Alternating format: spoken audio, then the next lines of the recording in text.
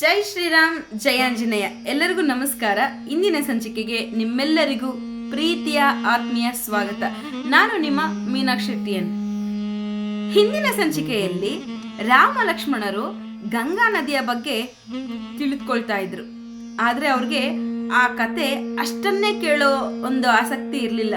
ಈ ಗಂಗಾ ನದಿಯ ಇತಿಹಾಸವನ್ನ ಇನ್ನೂ ಹೆಚ್ಚಾಗಿ ನಾವು ತಿಳ್ಕೊಳ್ಬೇಕು ಅಂತ ಹೇಳಿ ವಿಶ್ವಾಮಿತ್ರರಿಗೆ ಕೇಳ್ಕೊಂತಾರೆ, ಭೂಲೋಕಕ್ಕೆ ಹೇಗ್ ಬಂದ್ಲು ಗಂಗೆ ಅನ್ನೋದ್ರ ಬಗ್ಗೆ. ಆಗ ವಿಶ್ವಾಮಿತ್ರರು ಇನ್ನೂ ಹೆಚ್ಚಿನ ಕಥೆಯನ್ನ ಹೇಳೋದಿಕ್ಕೆ ಪ್ರಾರಂಭ ಮಾಡ್ತಾರೆ. ಆ ಕತೆ ಏನು ಅನ್ನೋದ್ರ ಬಗ್ಗೆ ಈ ಸಂಚಿಕೆಯಲ್ಲಿ ನಾನು ನಿಮ್ಗೆ ತಿಳಿಸ್ಕೊಡ್ತೀನಿ, ಬನ್ನಿ. ಹಿಂದೆ ಅಯೋಧ್ಯವನ್ನು ಈಕ್ಷ್ವಾಕು ಅಂದ್ರೆ ನಿಮ್ಮ ವಂಶದ ಈಕ್ಷ್ವಾಕು ವಂಶದ ಸಗರ ಎಂಬ ಚಕ್ರವರ್ತಿ ಆಳುತ್ತಿದ್ದ. ಅವನು ಧರ್ಮದಿಂದ ರಾಜ್ಯವಾಳುತ್ತಿದ್ದ. ಅವನಿಗೆ ಕೇಶಿನಿ ಮತ್ತು ಸುಮತಿ ಎಂಬ ಇಬ್ಬರು ಮಡದಿಯರು. ಸಗರನಿಗೆ ಬಹಳ ಕಾಲ ಮಕ್ಕಳೇ ಆಗಲಿಲ್ಲ. ಆದ್ದರಿಂದ ಮಕ್ಕಳನ್ನು ಪಡೆಯುವ ಸಲುವಾಗಿ ತಪಸ್ಸನ್ನ ಆಚರಿಸಿದ. ದೇವತೆಗಳ ಅನುಗ್ರಹದಿಂದ ಕೇಶಿನಿಯಲ್ಲಿ ಒಬ್ಬ ಪುತ್ರನನ್ನು ಪಡೆದ. ಅವನ ಹೆಸರು ಅಸಮಂಜ. ಕೆಲವು ದಿನಗಳ ನಂತರ ಸುಮತಿಯು ಕೂಡ ಒಂದು ದೊಡ್ಡ ಮಾಂಸದ ಮುದ್ದೆಯನ್ನು ಪ್ರಸವಿಸಿದಳು. ಆ ಮುದ್ದೆಯು ನೆಲದ ಮೇಲೆ ಬಿದ್ದು ಅನೇಕ ಚೂರುಗಳಾಗಿ ಬಿಟ್ಟಿತು. ಆದರೆ ಆ ಎಲ್ಲಾ ಚೂರುಗಳಲ್ಲಿಯೂ ಜೀವಾಣುಗಳಿದ್ದುದರಿಂದ ಅವುಗಳನ್ನ ಒಂದು ತುಪ್ಪದ ಗಡಿಗೆಯಲ್ಲಿಟ್ಟಳು. ಕಾಲಕ್ರಮದಲ್ಲಿ ಅವುಗಳೆಲ್ಲ ಸುಂದರವಾದ ಶಿಶುಗಳಾಗಿ ರೂಪುಗೊಂಡವು. ಒಮ್ಮೆ ಸಗರ ಚಕ್ರವರ್ತಿಯು ಒಂದು ದೊಡ್ಡ ಯಾಗವನ್ನು ಮಾಡಲು ಸಂಕಲ್ಪಿಸಿದನು. ವಿಂಧ್ಯ ಪರ್ವತ ಮತ್ತು ಹಿಮಾಲಯ ಪರ್ವತಗಳ ನಡುವಿನ ಆರ್ಯ ಪರ್ವತವೆಂಬ ವಿಶಾಲ ಪ್ರದೇಶ ಈ ಯಾಗದ ಸ್ಥಳವಾಗಿತ್ತು. ಯಾಗಕ್ಕೆ ಮೊದಲು ಪದ್ಧತಿಯಂತೆ ಯಜ್ಞಾಶ್ವವನ್ನ ಅಂದರೆ ಯಾಗದ ಕುದುರೆಯನ್ನ ದೇಶ ಸಂಚಾರಕ್ಕಾಗಿ ಬಿಟ್ಟರು. ಸಗರನ್ನು ಮಾಡಲು ಉದ್ದೇಶಿಸಿದ್ದ ಯಾಗ ಬಹಳ ದೊಡ್ಡದು. ಅದರಲ್ಲಿ ಅವನು ಯಶಸ್ಸು ಗಳಿಸಿದರೆ ಅವನು ದೇವತೆಗಳಿಗಿಂತ ಶಕ್ತಿವಂತನಾಗಿ ಬಿಡುತ್ತಿದ್ದ. ಇದರಿಂದ ಗಾಬರಿಗೊಂಡ ದೇವತೆಗಳು ಅವನ ಯಜ್ಞಾಶ್ವವನ್ನ ಪಾತಾಳ ಲೋಕದಲ್ಲಿ ಬಚ್ಚಿಟ್ಟು ಬಿಟ್ಟರು. ಯಜ್ಞಾಶ್ವವಿಲ್ಲದೆ ಸಗರನು ಯಾಗವನ್ನ ಮಾಡುವುದು ಸಾಧ್ಯವಿಲ್ಲದೆ ಹೋಯಿತು.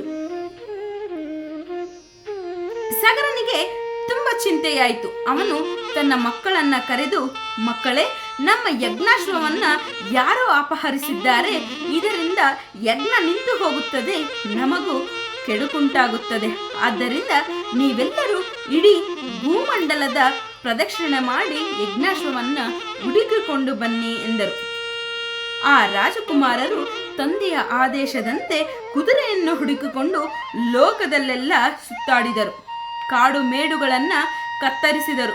ಹರಿತವಾದ ಶೂಲಗಳಿಂದಲೂ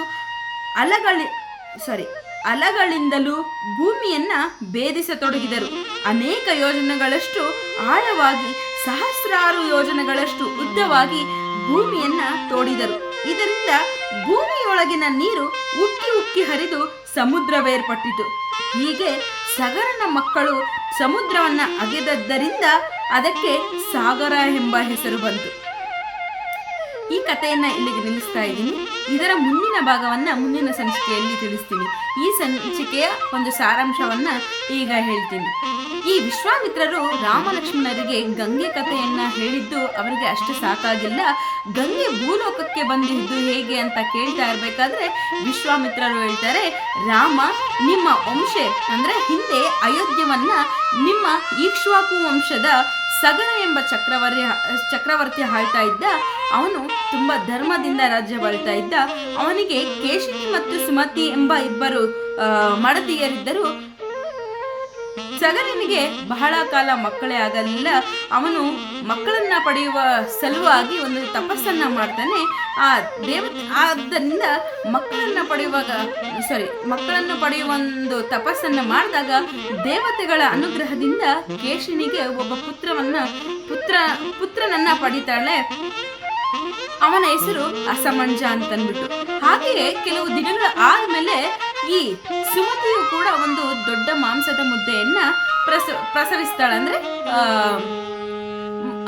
ಒಂದು ದೊಡ್ಡ ಮಾಂಸಕ್ಕೆ ಒಂದು ಜೀವವನ್ನ ಕೊಡ್ತಾಳೆ. ಆ ಮುದ್ದೆಯು ನೆಲದ ಮೇಲೆ ಬಿದ್ದು ಚೂರು ಚೂರುಗಳಾಗ್ತವೆ. ಆ ಚೂರುಗಳನ್ನೆಲ್ಲ ಈಕೆ ಒಂದು ತುಪ್ಪದ ಗಡಿಗೆಯಲ್ಲಿ ಇಟ್ಟು ಜೋಪಾನ ಮಾಡ್ತಾಳೆ. ಕಾಲಕ್ರಮೇಣ ಆ ಚೂರುಗಳೆಲ್ಲವೂ ಸುಂದರವಾದ ಶಿಶುಗಳಾಗಿ ಮಾರ್ಪಾಡಾಗ್ತವೆ. ಒಮ್ಮೆ ಸಗರ ಚಕ್ರವರ್ತಿ ಯೋಚನೆ ಮಾಡ್ತಾನೆ, ನಾನು ಯಾಕೆ ಒಂದು ಯಾಗವನ್ನ ಮಾಡಬಾರ್ದು ಅಂತ ಹೇಳಿ ಆತ ಒಂದು ಯಾಗವನ್ನ ಮಾಡೋದಿಕ್ಕೆ ಸಂಕಲ್ಪಿಸ್ಕೊಳ್ತಾನೆ.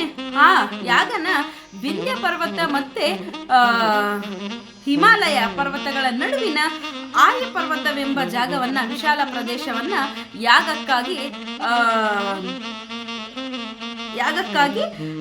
ಚೂಸ್ ಮಾಡ್ತಾನೆ. ಅಂದ್ರೆ ಆ ಜಾಗ ಇರಲಿ ಅಂತ ಒಪ್ಕೋತಾನೆ. ಆ ಯಾಗದ ಪದ್ಧತಿಯಂತೆ ಮೊದಲು ಯಜ್ಞಾಶ್ವವನ್ನ ಅಂದ್ರೆ ಒಂದು ಕುದುರೆಯನ್ನ ದೇಶ ಸಂಚಾರಕ್ಕಾಗಿ ಬಿಡಬೇಕಾಗಿತ್ತು. ಅದನ್ನು ಕೂಡ ಬಿಡ್ತಾರೆ. ಆ ಬಿಟ್ಟಾಗ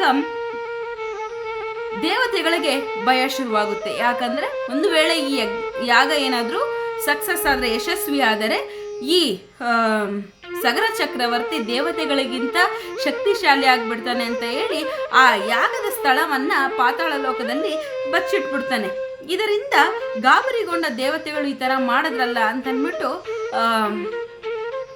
ಸಗರ ಚಕ್ರವರ್ತಿಗೆ ಏನ್ ಮಾಡ್ಬೇಕು, ಯಜ್ಞಾಶ್ವ ಇನ್ನೂ ವಾಪಸ್ ಬಂದಿಲ್ವಲ್ಲ ಅಂತ ಹೇಳಿ ತನ್ನ ಎಲ್ಲಾ ಮಕ್ಕಳನ್ನ ಕರೆದು ಹೇಳ್ತಾನೆ, ಯಜ್ಞಾಶ್ವ ಇನ್ನೂ ಬಂದಿಲ್ಲ, ನೀವು ಒಮ್ಮೆ ಭೂಲೋಕವನ್ನ ಅಂದ್ರೆ ಎಲ್ಲ ಲೋಕಗಳನ್ನ ಒಮ್ಮೆ ಸಂಚಾರ ಮಾಡಿ ನೋಡಿ ಯಜ್ಞಾಶ್ವನ ಅಂತ ಹೇಳಿದಾಗ ಎಲ್ಲಾ ಮಕ್ಕಳು ತಂದೆಯ ಒಂದು ಆದೇಶದಂತೆ ಹೊರಡ್ತಾರೆ. ಸಗರನಿಗೆ ಚಿಂತೆ ಕೂಡ ಆಗ್ತಾ ಇರುತ್ತೆ, ಏನ್ ಮಾಡ್ಬೇಕು ಅಂತಂದಾಗ ಈ ಮಕ್ಕಳನ್ನ ಕರೆದು ಹೇಳ್ತಾರೆ. ಮಕ್ಕಳು ಸಹ ಭೂಲೋಕವನ್ನ, ಇಡೀ ಭೂಮಂಡಲದ ಪ್ರದಕ್ಷಿಣೆಯನ್ನ ಮಾಡೋದಿಕ್ಕೆ ಆರಂಭ ಮಾಡ್ತಾರೆ. ಕಾಡು ಮೇಡುಗಳನ್ನ, ಸಿಕ್ಕಂತಹ ಗಿಡಗಳನ್ನ ಕತ್ತರಿಸ್ಕೊಂಡು, ಕಾಡುಗಳನ್ನ ಕತ್ತರಿಸ್ಕೊಂಡು ಇಡೀ ತನ್ನ ಹರಿತವಾದ ಶೂಲಗಳಿಂದ, ಖಡ್ಗಗಳಿಂದ ಭೂಮಿಯನ್ನ ಭೇದಿಸೋದಿಕ್ಕೆ ಪ್ರಯತ್ನ ಪಡ್ತಾರೆ. ಅದೆಷ್ಟೋ ಯೋಜನೆಗಳಷ್ಟು ಆಳವಾಗಿ, ಸಹಸ್ರಾರು ಯೋಜನೆಗಳಷ್ಟು ಉದ್ದವಾಗಿ ಭೂಮಿಯನ್ನ ತೋಡ್ತಾರೆ. ಇದರಿಂದ ಭೂಮಿಯೊಳಗಿಂದ ನೀರು ಉಕ್ಕಿ ಉಕ್ಕಿ ಹರಿದು ಸಮುದ್ರ ಏರ್ಪಡುತ್ತೆ. ಹೀಗೆ ಸಗರನ ಮಕ್ಕಳು ಭೂಮಿಯನ್ನು ಹಗೆದು ಆ ನೀರು ಮೇಲಕ್ಕೆ ಬಂದಿದ್ರಿಂದ, ಅದು ಸಮುದ್ರವಾಗಿ ಮಾರ್ಪಟ್ಟಿದ್ರಿಂದ ಈ ಸಮುದ್ರಕ್ಕೆ ಸಾಗರ ಅಂತಲೂ ಕೂಡ ಕರೀತಾರೆ. ಈ ಕಥೆಯ ಮುಂದಿನ ಭಾಗ ಏನು ಅನ್ನೋದ್ರ ಬಗ್ಗೆ ನಾನು ಮುಂದಿನ ಸಂಚಿಕೆಯಲ್ಲಿ ನಿಮಗೆ ತಿಳಿಸ್ಕೊಡ್ತೀನಿ. ಇಲ್ಲಿಗೆ ಈ ಸಂಚಿಕೆಯನ್ನ ಮುಗಿಸ್ತಾ ಇದ್ದೀನಿ. ನನ್ನ ವಿಡಿಯೋಸ್ ನಿಮಗೆ ಇಷ್ಟ ಆಗಿದ್ದಲ್ಲಿ ಲೈಕ್ ಮಾಡಿ, ಕಮೆಂಟ್ ಮಾಡಿ, ಶೇರ್ ಮಾಡಿ, ಹಾಗೆ ಫಾಲೋ ಕೂಡ ಮಾಡಿ. ಧನ್ಯವಾದಗಳು. ಜೈ ಶ್ರೀರಾಮ್, ಜಯ ಆಂಜನೇಯ.